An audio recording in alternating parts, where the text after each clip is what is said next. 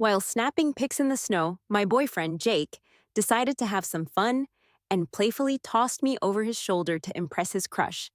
Just kidding, check out your goofy face. Haha.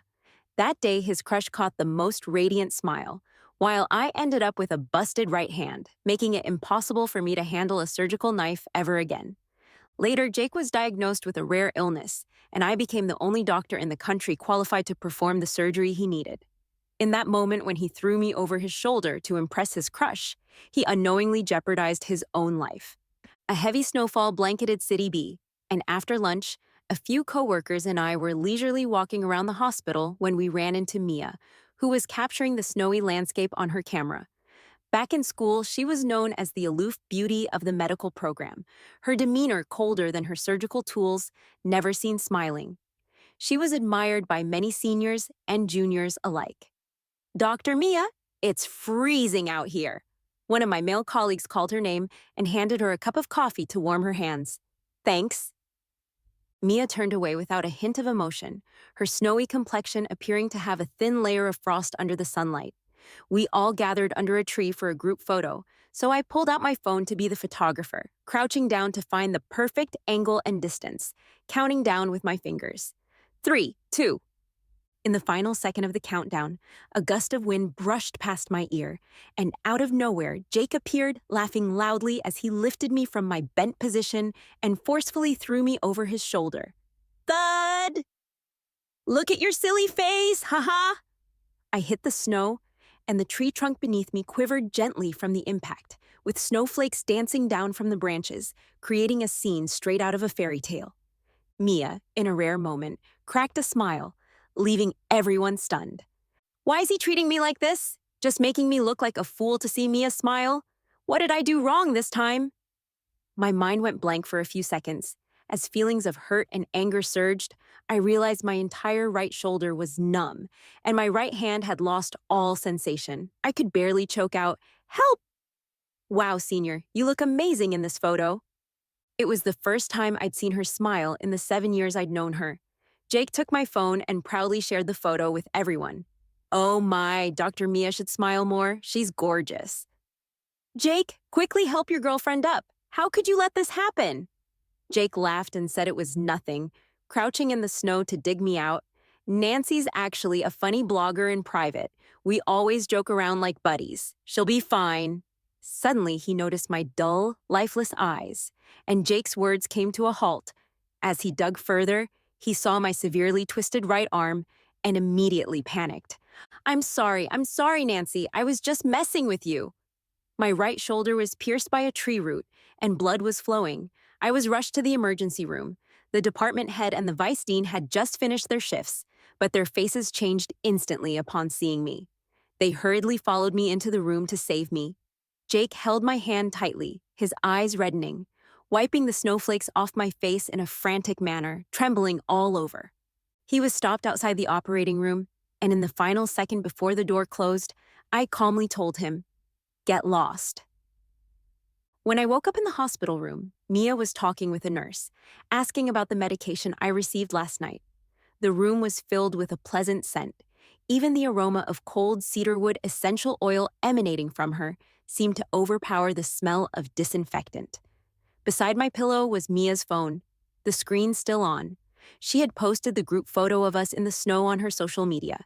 Jake was the first to like and comment, "Senior, you should smile more. You look beautiful when you smile." I was stunned for a few seconds. My gaze then fell upon the medical record next to the phone. Whether it was by accident or on purpose, Mia had casually left my medical record there. Being a surgeon myself, I understood its contents. My right hand would never be able to hold a surgical knife again. The sound of flipping through papers was particularly clear. Mia glanced back at me, coldly took the medical record, and said nothing. Although we were in the same field and became colleagues, our relationship wasn't deep. Mia rarely interacted with the opposite sex, let alone with someone in the same field. We had nothing to say to each other. Is Nancy awake? I'm sorry. Jake's voice broke the silence in the hospital room.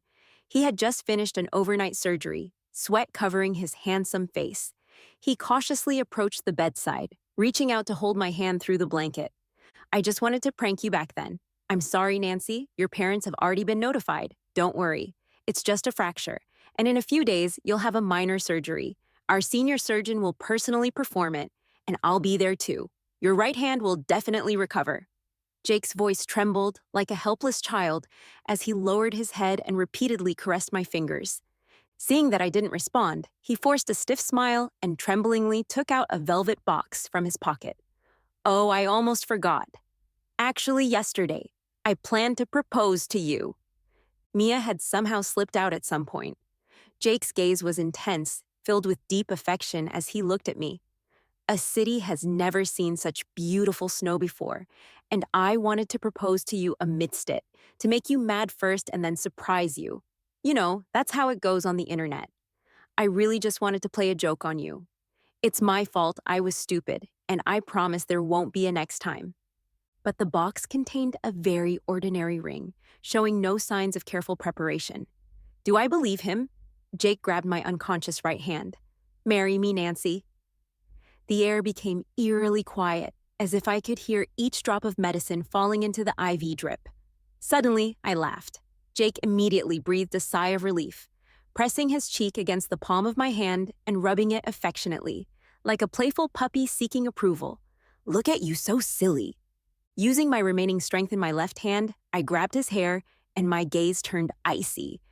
You're still thinking about proposing at a time like this? First, go to the police station and give a statement. You deliberately hurt someone. Propose. Don't make excuses for yourself. You were clearly only thinking about making me look foolish and amusing your goddess at the time. Do you think I'm stupid? Furthermore, you should apologize to my patients. They worked hard to get a chance for surgery, a specialized procedure that only I and a 96-year-old professor can perform nationwide. Now that my hand is useless, who will be able to help them? Jake suddenly opened his mouth, but after his lie was exposed, he was overcome with guilt and couldn't utter a word. The quiet hospital room was now empty, with only me remaining. Traces of melted snow water spread slowly on the ceiling, just like my future, lost and directionless. I closed my eyes, and the eager faces of patients flashed before me. How should I explain to them? To be fair, Jake, this isn't entirely your fault. Accidents are unpredictable. Nancy is still a young woman. She just needs some coaxing. As I heard the voice, I suddenly opened my eyes. Mia was standing outside the room, comforting Jake. Maybe this is why I don't like getting close to anyone. I can't take out my frustration on innocent people. Just because he's my boyfriend, I can't lash out at others. Similarly, I won't let anyone bully me. I thought I was hallucinating. What was Mia saying? Jake let out a heavy sigh and spoke in a hoarse voice. You're right, Senior. I get what you mean. Blame me for everything. I love her. I can't be as clear-headed as you. Senior, you care about Nancy too, right? Thanks for personally staying by her side in the hospital room. Nancy thanks you. You should go back and rest now. Through the slits of the blinds, I vaguely saw Mia standing in front of Jake. Jake helplessly rubbed his face and then leaned sincerely and gently against Mia. Thanks, Senior. Expressionless, I picked up the phone and called the police. Hello, I was intentionally injured by a male colleague. I suspect they're planning murder. I met Jake in college. If there was anything that made me moved by him, sincerity was probably his only lethal skill. He was completely open with me, unconditionally supportive of everything I did, like a silly and foolish little dog, wagging its tail for its owner. I didn't have to doubt his sincerity. I just needed to teach him slowly how to love, how to get along. But now, I don't want to grow up with a boy anymore. He disgusts me. My parents hurriedly arrived at the police station, and after hearing about the situation, fully supported my decision. What kind of joke lets him throw his girlfriend over his shoulder without hesitation? He destroyed my future. And then, shamelessly, he tells my parents afterwards, it was my carelessness that caused me to slip and injure my arm at the hospital. Faced with all my accusations, Jake didn't refute a single word, accepting any punishment. In the end, it was the hospital director who stepped in to mediate, hoping to keep the situation from escalating. Jake would face an indefinite suspension, with his lawyer negotiating a settlement amount for compensation. The goal was to avoid prison and prevent any negative image for the hospital. Moreover, my 96-year-old mentor was still in a coma in the hospital, and no one wanted to further distress the elderly. If a settlement was possible, then let him prepare the money. The hospital quickly arranged my surgery, prioritizing the recovery of my right hand so that I wouldn't have to worry about anything else. However, on my first day in the hospital, a nurse's argument broke out due to overtime issues. The surgical department was short of 2 doctors, leading to schedule changes and increased workload. Mia, passing by during rounds, stopped in front of the nursing station and spoke coldly. Complaining won't help. Nurses are tired. Aren't doctors tired too? It was just an accident, but you, Dr. Nancy, made a big deal out of it, causing your boyfriend to be suspended. Don't blame others. Don't mind my blunt words. I'm just speaking the truth. The people at the nursing station were stunned. Not being present and unaware of the full situation, and with Mia being the cold and aloof goddess who never indulged in gossip, her words naturally carried conviction. Mia turned to leave, but I quickly stepped forward and grabbed her wrist. Dr. Mia, if you have something to say, just say it directly. Don't be so vague. What do you mean by me making a big deal out of it? Everyone, take a good look. It was clearly me who was harmed. If it were any of you, wouldn't you be angry and hold someone accountable if your boyfriend senselessly threw you and caused a fractured arm to the point where you couldn't hold a surgical knife anymore, justifying it as a joke, an accident? Are you not angry? Are you not seeking accountability? Then you must be a living saint. The nurse's expressions changed. I pulled out a photo of us together and placed it on the table. Dr. Mia was there at the scene when Jake threw me.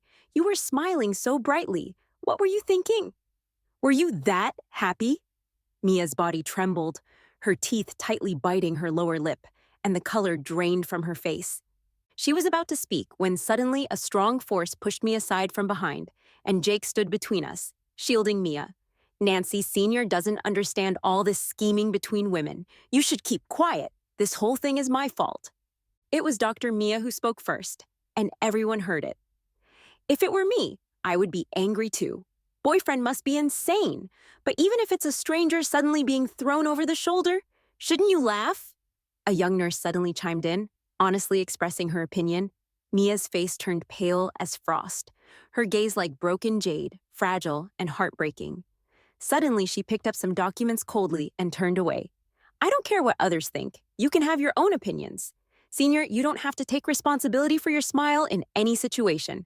You laughed because you felt happy at that moment. Did you do anything wrong? Jake stubbornly blocked Mia, then softened his gaze and walked up to me, whispering, Nancy, apologize to Senior. If things get too tense, how can we work together in the future? Besides, Senior has taken over our workload, and she's already tired. She's not having an easy time either. As soon as he said that, the people around gasped in shock. I grabbed the bottle of disinfectant alcohol from the table, unscrewed the cap, and poured it directly over Jake's head. Look, there's something dirty in your brain. Let me disinfect it for you. How ridiculous. Apologize to Mia? You've become such a bootlicker, can't even tell who the boss is. There are some things I don't want to say, but she took over my work. Does she have the ability for that? Acting like a hardworking and humble lotus flower. I became a doctor to treat and save people, not to cater to her whims, and talking about how things got too tense to work together. If others don't laugh, she grins with her big teeth. If she enjoys it so much, she deserves to be scolded. Why should I choose an auspicious day to curse her? The entire corridor of the ward fell into silence. Many people were shocked by my actions. Even the patients' families ran to the door to watch the commotion. Mia leaned against the wall, her expression filled with confusion and helplessness. Her body swayed, as if she would collapse to the ground in the next second. A male patient, unaware of the situation, tried to support Mia and slowly approached in his wheelchair. Suddenly, I smirked and said in a strange tone, Let's analyze the situation, everyone. There are only 2 female students from our school, and we both made it into the hospital's surgery department. Could it be that I, being younger, posed a threat to certain individuals? One statement woke everyone up from their daze, and their gazes shifted. It seemed like Mia's two-faced nature had a reasonable explanation.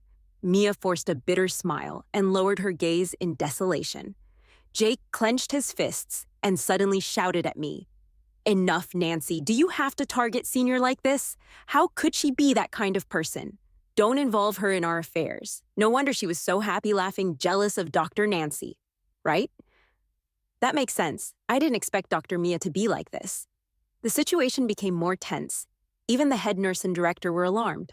The security guards tried to stop everyone from taking pictures. In the midst of the chaos, the male patient sitting in the wheelchair looked at me in confusion and asked, Dr. Nancy, what do you mean by your hand being broken? His name is Scott, and he is my patient. He has been actively cooperating with the treatment and was scheduled for surgery next week. My condition has been seen by doctors all over the country, and only Professor Lee understands it. He said his protege, Nancy, can save me. I was about to have surgery soon. What does this mean now? Can't you treat me? In an instant, the three of us were stunned. The unbreakable line in my heart filled me with guilt. Jake was the first to bow and apologize to the patient, and I also lowered my head to apologize and explain. With teary eyes, Mia leaned closer to the wheelchair for the first time in her life and gently comforted, saying, Don't worry, let me take a look at your medical records. I will definitely cure your illness. Scott's eyes turned red, and he angrily pushed Mia away, saying, Who are you? Professor Lee said only Nancy can save me. Do you have that capability? Are you just talking without substance? Mia stared blankly at the person in front of her. Her pride shattered in an instant, unable to utter a word in response. She bit her almost colorless lips and, under everyone's gaze, gathered her belongings and left. Sis, Jake immediately went after her. I am researching a rare spinal condition that develops in adulthood. After the onset of the disease, patients rely on wheelchairs for basic mobility and suffer from excruciating pain. Because it involves spinal surgery, it requires precise operation and theoretical knowledge, with high risks and difficulties. The patients who come to me are holding on to their last ray of hope. I have lost my future prospects, and those patients who miss the opportunity for treatment may truly have no chance anymore. No one is more miserable than them. The hospital also understands the seriousness of this matter. They didn't investigate the argument and didn't hold me accountable, but they issued another disciplinary action to Jake, who was already suspended, and gave Mia a warning. My ward was also upgraded to a private room. Mia seemed like she was holding her breath, determined to cure Scott. She applied to the director to take over his case, conducted rounds 3 times a day to analyze the progress of his condition, prescribed many medications to alleviate his pain and inflammation, and promised him that he would have surgery next week. Several times, I was afraid that something might go wrong, so I thought about eavesdropping, but Mia shut me out. Don't mess around. You don't have experience in this area.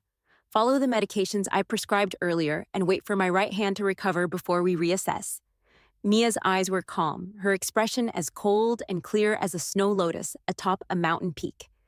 Junior, I am also Professor Lee's protege, and my abilities are not inferior to yours. Are you worried that I will overshadow you now?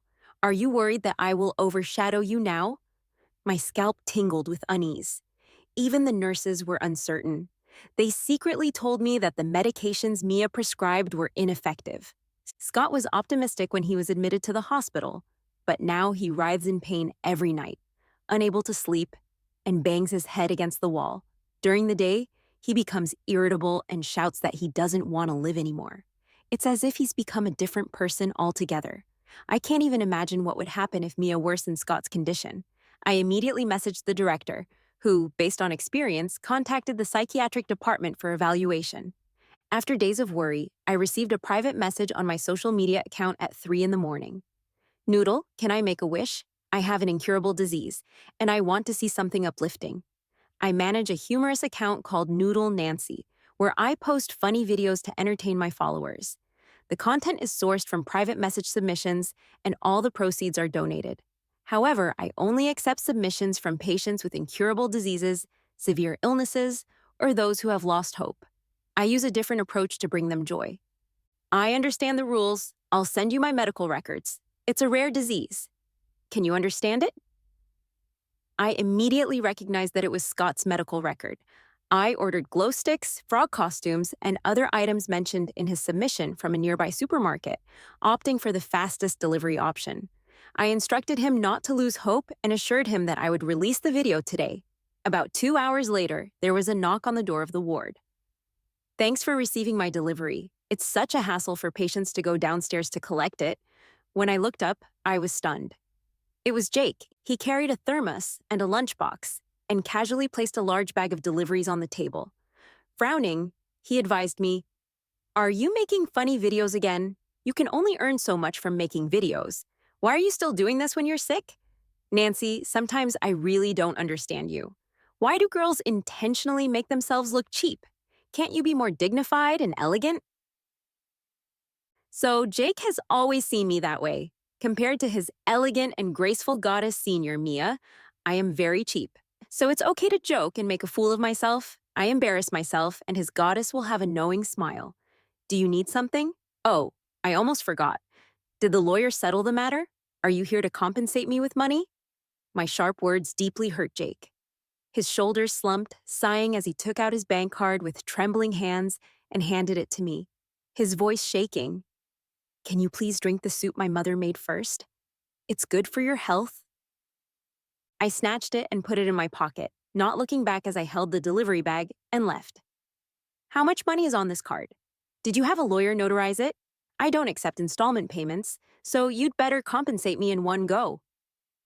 I found a vacant space in the staircase, put on the frog costume, and started recording Queen Card. In the middle of the performance, I suddenly heard the voices of Mia and Jake conversing from behind the safety door. Mia's cold voice was particularly clear. "To be honest, Jake, that's your entire savings for marriage and buying a house. I don't recommend you emptying your bank account. Besides, you didn't do anything wrong in the first place." "Senior, I understand all that. Actually, I don't care about this money. After all, it's all spent on Nancy. It was originally meant to be her dowry, the money for buying a house." I clenched my fists as I listened, ready to burst out. But then I saw Mia lower her gaze and smile gently, stunning Jake with her radiant smile. "I can't understand this kind of love thinking. You have hands and feet, and you've chosen to get married. Why does the other person have to give you a dowry, buy a house for themselves? It's like you're selling yourself for how much money you spent." I really look down on these kinds of girls. Hey, senior, I understand. There are very few women in the world as clear-headed and independent as you. You deserve. Before he could finish his sentence, I burst out of the safety door and gave Jake a punch. "You really have your mouth full of shit, always talking nonsense. It makes me sick." Yeah. Since I was wearing the frog costume, I could act crazy. So I kicked Mia in the face and grabbed a bunch of garlic shoots from a patient's family on the windowsill, stuffing them into her mouth. "Eat more garlic. You're so good at pretending to be knowledgeable. When will your medical skills be as amazing as your acting?" Mia's delicate body couldn't stop trembling, and tears streamed down her face. Taking advantage of her sobbing, I used my head to push Jake away and quickly fled. Just as I took a step, an unusual dark shadow quickly passed by outside the window, crashing down to the ground on the first floor like a bomb, a loud bang. Once everyone realized what it was, they all froze. Scott climbed to the rooftop while I was in the bathroom, and he jumped off from the 16th floor of the hospital building, leaving only a line of words. "I'm in too much pain, and I can't be cured." After examination, it was determined that he had a severe mental illness. I can't remember how I followed everyone to the first floor. My colleagues didn't recognize me in the frog costume and pushed me to the outskirts of the crowd. In my phone, there was Scott's last private message. "Thank you, but I have no hope left." Those black and white words gradually blurred with tears. For the first time in my life, I felt suffocated and powerless. It was truly terrible. "Sister? Sister?" Amidst the crowd, Jake's heart-wrenching cries rang out. Mia was the first to jump onto the rescue bed. Her stunning face was stained with blood, and her long hair gently swayed as she stood shattered and desolate. Trembling, she reached out to feel Scott's pulse. The moment her fingertips touched, her slender body suddenly lost strength and fell backward, like a light feather drifting into the crowd, fragile enough to be crushed with a little force. "Save him first." "Oh my, Dr. Mia, don't cause more chaos in the rescue. Quickly take her away." The head nurse thundered, and Jake immediately rushed forward, holding Mia and carrying her horizontally towards the emergency room. On the way, I stopped him. "Nancy, don't make a scene. Sister's condition is critical." I slapped Jake across the face with an expressionless look. He froze. I took off my gloves and firmly grasped his chin, I just wanted to tell you that this is the first life indirectly taken by you, and you will pay the price. Scott is gone. Mia had a high fever and took half a month to recover before returning to the hospital. On the day of my discharge, I stormed into the office to find the director and reclaim my patients.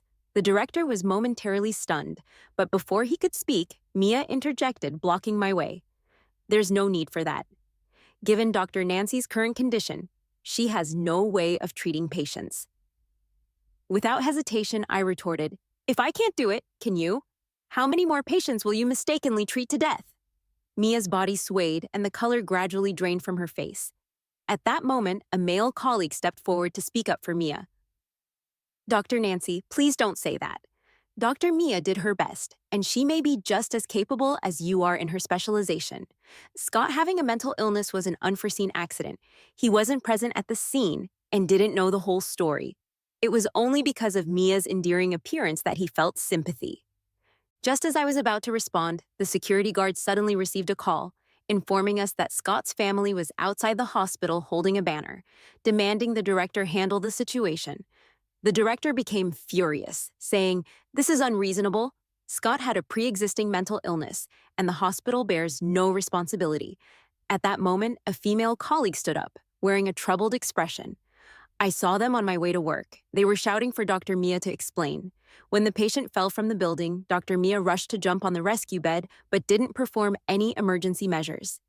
They ceased at this point, believing that if Dr. Mia had done something, the patient wouldn't have died. Everyone in the room froze. The male colleague who had spoken up for Mia earlier dropped his pen with a loud clatter. Actually, none of us knew whether Scott still had a pulse during those few minutes when he was taken to the emergency room. Only Mia knew. There was nowhere for her to hide from the accusations of Scott's family. Her slender figure stood tall and proud in the crowd, cold and ethereal, as if out of place amidst all the cries and shouts of grief. "What did you do at that time? What kind of doctor are you?" An egg was thrown at Mia's face, and a mixture of egg and tears rolled down her cheeks. She smiled gently, shattered and hopeless. Jake stood in the crowd, witnessing everything, his heartache immeasurable. But like all the male colleagues who shared the pain, he didn't dare to step forward and protect Mia, not wanting to invite trouble upon himself.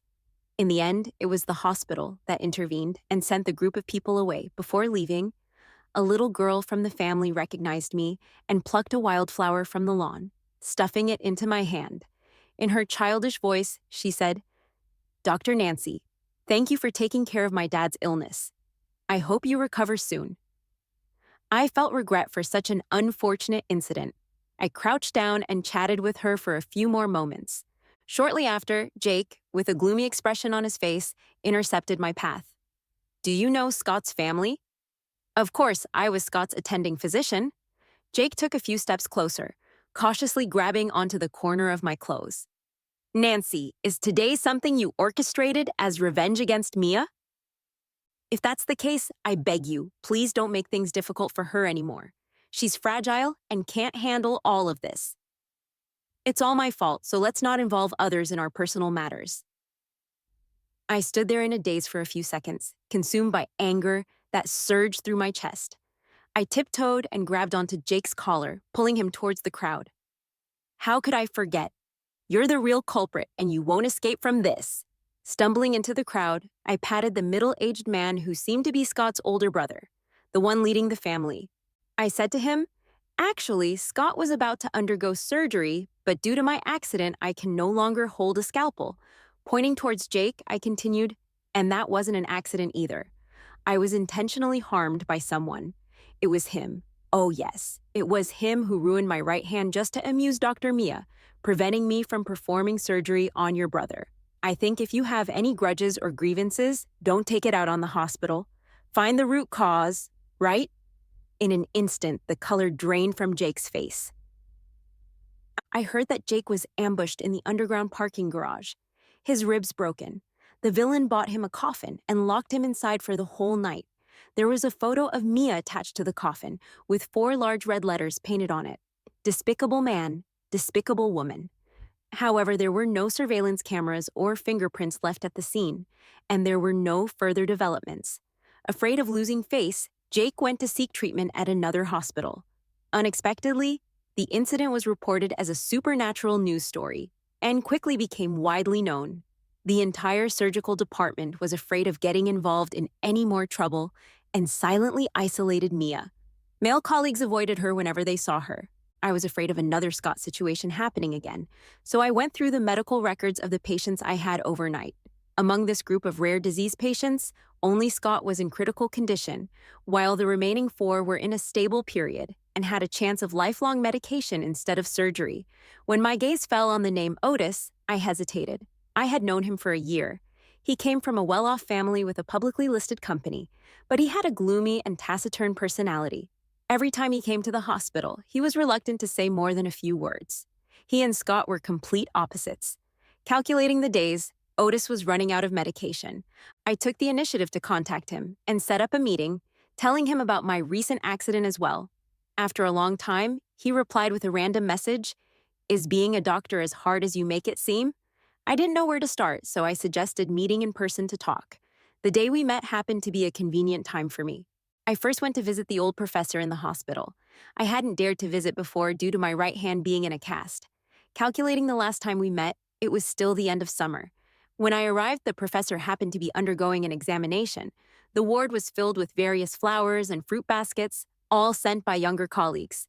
Professor Lee is truly respected. People come to visit them every day. And that morning, Jake even came. The nurse and I chatted for a few moments, initially unaware of who Jake was. But when I finished washing the fruit and returned to the ward, I happened to see Jake sitting by the professor's bedside, talking to them. So it was him. But he didn't seem to have any connection with the professor. Honestly, Professor Lee, didn't you realize how biased you were? Sister Mia is stronger than Nancy in terms of ability and experience. She's just too simple-minded and doesn't understand the intricacies of interpersonal relationships like Nancy does. She's not as smooth-tongued and good at pleasing people as Nancy. Don't blame me for speaking bluntly. I wanted to say this back then. Why did you let go of such a gem like Sister Mia and instead focus on sculpting Nancy, who is nothing more than a stone?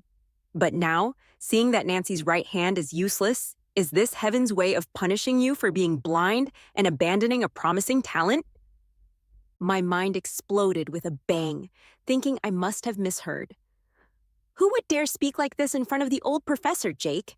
The tone and wording are not something a fool like him could come up with. It's Mia instigating behind the scenes again. Mia is always good at playing the victim, making men stand up for her. They've really gone too far. I forcefully pushed open the door and entered. The old professor's face was flushed, pointing at me. Their chest heaved heavily, and their rapid breathing triggered the alarm. Doctors and nurses quickly rushed in for emergency treatment. As I was escorted out of the ward, I grabbed a nearby vase and smashed it on Jake. "Are you insane? Have you lost your mind?" The shattered fragments cut Jake's face, and tiny drops of blood mixed with his bitter smile. I am insane. Loving you has become my instinct. But I can't ignore senior sister. Who else has seen the hardships and suffering she has endured all these years?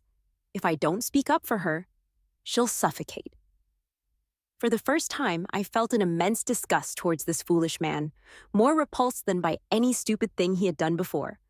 We waited outside the ward until evening, only to receive a death notice. When the family was packing up the belongings, they found an unsent text message that the professor wrote to me in their final moments. "Don't worry about the long journey. The wind will lead you there. Be strong. Have confidence."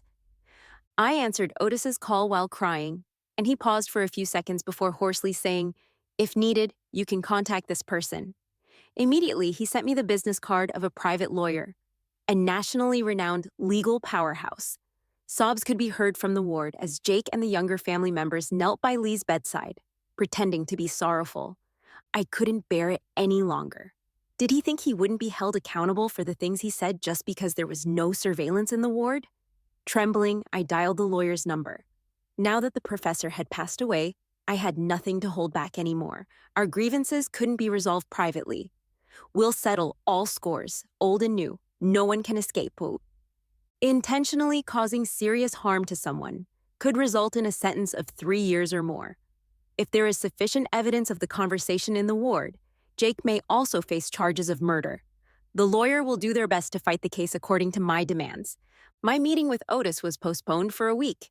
It was difficult for both parties to find a suitable time. When we finally met, I learned that he was in such a severe condition that he had to use a wheelchair. Nancy, what do you mean you can't perform the surgery? Your right hand will never recover. Accompanying Otis was a young girl with a high ponytail and jeans, looking just of legal age. Otis had a calm look in his eyes, as if he had long accepted the fact that his rare disease was incurable. I heard it was a hereditary condition in his family. The young girl kept her head down and remained silent. Otis sighed and pinched her cheeks, trying to console her. It seemed like he had given all his gentleness and patience to her alone. I heard that Otis wanted her to study abroad, but she secretly applied to a university medical school, ranking first in the entire program, without Otis knowing. A thought suddenly crossed my mind, recalling the parting words of my mentor, who left behind the girl's information and contact details. Her name is Sarah. That night, she sent me many messages. Nancy, I know you, the hidden powerhouse of a university medical school. When I entered, the senior students all recommended the goddess Mia, but I looked at her resume, and everything was mediocre, except for her good looks. You have to give it your all. The dark cloud hanging over my heart was lifted a bit by Sarah's gentle breeze, finally allowing a ray of sunshine to shine through. Soon after, I received a message from the lawyer. He said the materials had been organized and submitted to the court, but Jake had a minor accident and was hospitalized. Jake, suddenly lost sensation in his lower limbs while driving and had an accident. After being sent to the hospital for treatment, no cause could be identified. It was only when the chief passed by and had a sudden inspiration to check a few specific indicators that a conclusion was reached. He was diagnosed with a rare disease, which had reached its acute phase, causing unbearable pain. If there is such a thing as karma in this world, Jake must have tasted its retribution. With a probability of less than a fraction of a percent, he was precisely struck by this rare disease. And the only doctor in the country who researches this disease, the person who could save him, is me. But my right hand is already useless, and I can never hold a surgical knife again. From the moment he fell over his shoulder to impress the goddess senior, he threw away his life in all hopes of being cured.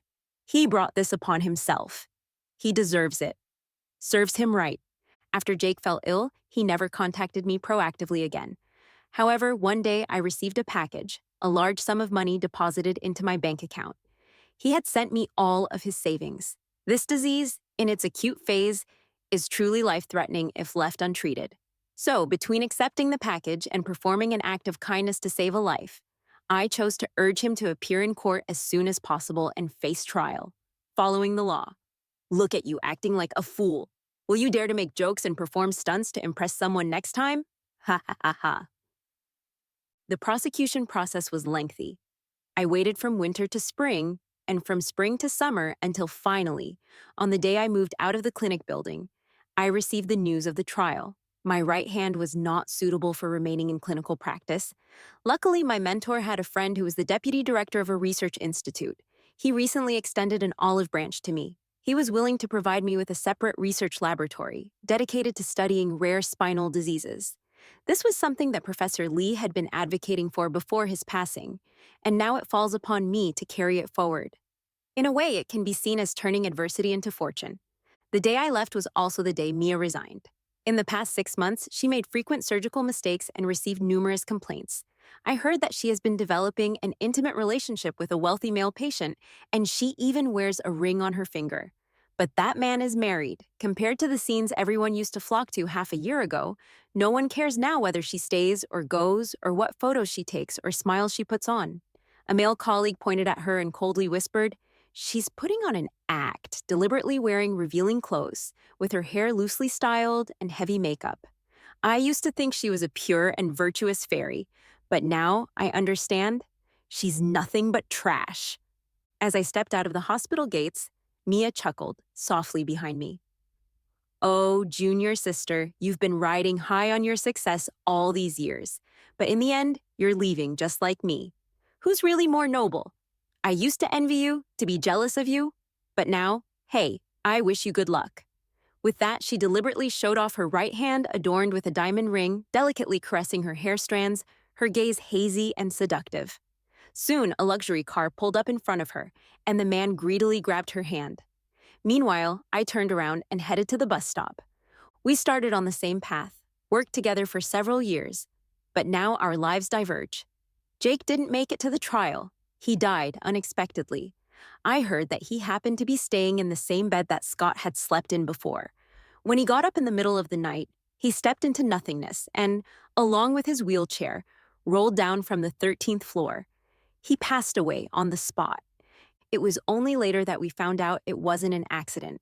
Before the incident, he had been chatting with Mia all night, trying to console his goddess senior sister and help her overcome her emotional distress.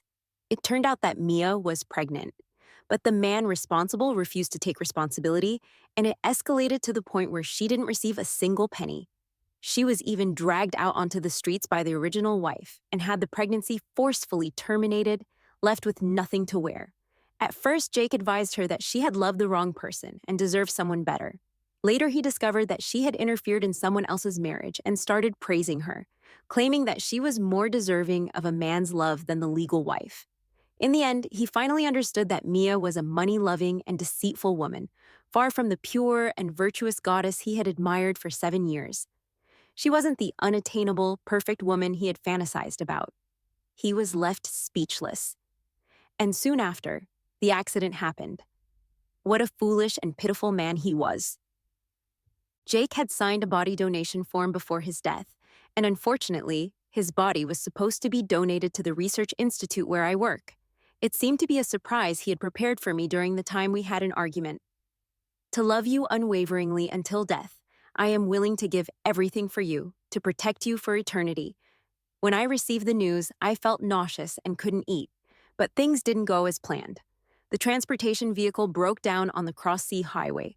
While the driver went to the side of the road to contact a tow truck, the car, which had its handbrake on, suddenly tilted to the left, and within 3 seconds, Jake plunged into the sea, disappearing without a trace. His family spent money searching for him for half a month, but they couldn't find anything. The court eventually ruled that the driver was not responsible. When I happened to mention this incident while visiting my teacher's wife, the old lady lit incense for Professor Lee and sighed deeply. It's quite reasonable. It's all karma. Sarah joined my research lab in her junior year. She stood out among over 4,000 applicants from 5 different institutions with the highest score. She officially started studying the professional notes that I had taken during my time.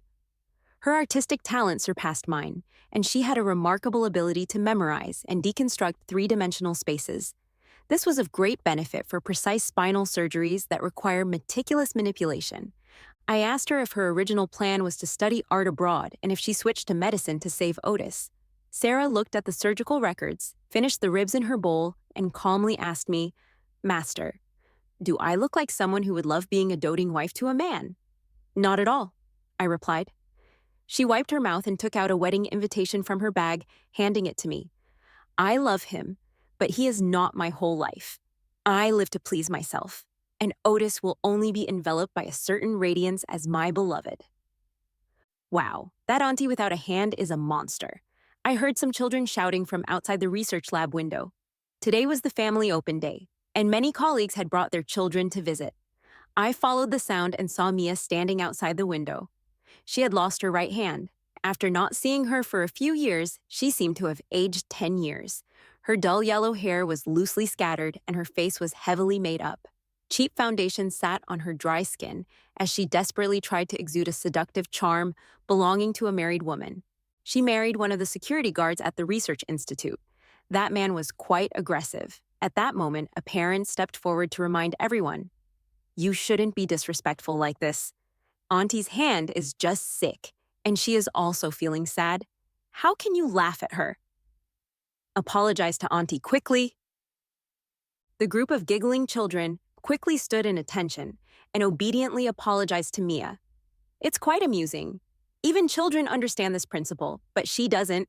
She used to laugh so brilliantly back then. Suddenly, Mia let out a coquettish moan and grabbed the arm of one of the children. "Oh, did you get hurt? Auntie will take a look and see if you're okay. Auntie is a surgeon, you know." Just as she spoke, her husband stepped out of the crowd, his face red, and shouted at her to leave. You've been unemployed for years and you can't even cure your own rotten disease, yet you dare to treat children? Don't embarrass me. I'm ashamed. I stood outside the crowd, watching Mia from afar, while Sarah called me from behind to go back and look at the experimental results. The same crossroads, the same diverging paths. Everything is part of the best arrangement,